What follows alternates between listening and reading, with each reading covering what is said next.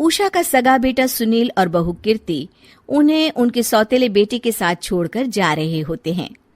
बेटा, तेरी जब कमाई बढ़ जाएगी कम से कम तब तो मुझे तू लेने आ जाना। हाँ हाँ माँ, क्यों नहीं। चलो भी, अब कितना लेट कर दिया है, टैक्सी इंतजार कर रही है बाहर। हाँ हाँ चलो। सुनील और कीर्ति चले जाते हैं और उषा उन्हें जाता हुआ देख उदास हो जाती है।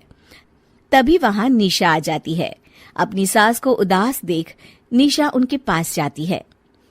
क्या हुआ मम्मी जी, आप तो बहुत सगा बेटा करती थी। आपके सगे बेटे ने तो आपको छोड़ दिया और चले गए अपनी अलग गृहस्थी बसाने। देख बहू, मेरे बेटे को कुछ भी कहने की जरूरत नहीं है। मुझे यकीन है कि जब उसकी तनख्वाह बढ़ जाएगी तो वो मुझे लेने जरूर आ जाएगा। हाँ, ये भी देख लेंगे कि वो लोग आपको वापस लेने आते हैं या नहीं। तब तक तो आप भी यहीं हो और मैं भी। उषा अपने बेटे के ना होने से बहुत ही उदास रहने लगती है। उन्होंने खाना खाना भी छोड़ दिया। सुनिए जी, मम्मी जी ने आज भी कुछ नहीं खाया। जब भी खाने के बारे में पूछती हूँ तो कह देती हैं भूख नहीं है और अपने कमरे में ही बैठी रहती हैं। ये सुनकर ऋषभ अपनी माँ के पास खाना लेकर जाता है। माँ, सुनील बेटा, आ गया तू? ओह, तू है। माँ, मैं खाना लाया हूँ, खा लीजिए प्लीज। आप ऐसे भूखी रहेंगी तो बीमार पड़ जाएंगी। मुझे भूख नहीं है, ले जा तू खाना। ठीक है, फिर जब तक आप नहीं खाएंगी मैं भी नहीं जाने वाला यहाँ से। अरे तू क्यों जिद करता है? कहा ना मुझे भूख नहीं है। अरे मम्मी जी, आप खा भी लीजिए ना, ये कितने प्यार से आपको खिला रहे हैं, उसकी तो कदर कर लीजिए कम से कम। अरे तू क्यों बीच में हमेशा अपनी टांग अड़ाती है? ठीक है, लाओ दे दो।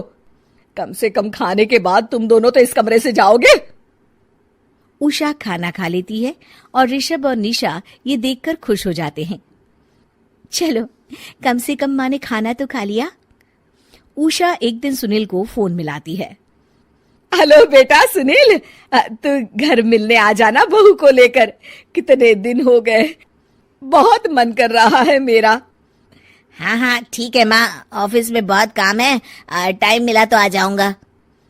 सुनील फोन काट देता है। हेलो सुनील बेटा। सुनील की बात सुनकर उषा उदास हो जाती है। तभी वहां ऋषभ आ जाता है। माँ, ये देखो, मैं जलेबी लाया हूं तुम्हारे लिए, तुम्हें बहुत पसंद है ना? उषा जलेबी देखकर बहुत खुश हो जाती है। अरे वाह, जलेबी ला दे। उषा जलेबियां खा रही होती है और ऋषभ अपने कमरे में चला जाता है। देखा मम्मी जी, आपका ये कितना ख्याल रखते हैं, और प्यार सगे और सौतेले से नहीं आका जा सकता। आपको उदास देखकर ये आपके लिए तुरंत जलेबी ले आए, यही तो प्यार होता है। ये कहकर निशा वहां से चली जाती है और उषा सोचने लगती है, शायद तू ठीक कह रही है बहू। उषा देखती है कि ऋषभ उसका बहुत ख्याल रखता है और उसे उसकी गलती का एहसास होने लगता है। एक दिन सुनील और कीर्ति घर पर आते हैं। उषा उन्हें देखकर खुश हो जाती है। और माँ, कैसी हो? अरे बहुत अच्छी हूँ। ऋषभ और बहू मेरा बहुत ख्याल रखते हैं। वैसे मुझे नहीं लगा था कि तू आएगा बहू के साथ। क्यों, ऐसा क्यों लगा आपको माँ? बेटा, फोन पर तूने कहा था कि तुझे बहुत काम है। हाँ माँ, पर मुझे ये भी तो पता था ना कि मेरी माँ इंतजार कर रही होगी मेरा। ना बेटा ना, मैं तो इंतजार नहीं कर रही थी, मैंने तो उम्मीद ही छोड़ दी थी। सुनील को यह देखकर अजीब लग रहा होता है कि उसकी माँ ऋषभ से अब बहुत अच्छे से बात कर रही होती है और उसके आने की उनको कोई खास खुशी भी नहीं होती है। अपनी माँ का ध्यान न पाकर उसे थोड़ी सी जलन महसूस होती है। माँ, ये देखो मैं क्या लाया हूँ, साड़ी तुम्हारे लिए। हाँ बेटा, अच्छी है साड़ी तो।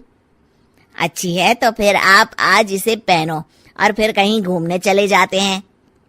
बेटा, ऋषभ ने भी मुझे साड़ी दी थी, आज तो मैं वही पहनूंगी। तेरी दी हुई साड़ी फिर कभी पहन लूंगी।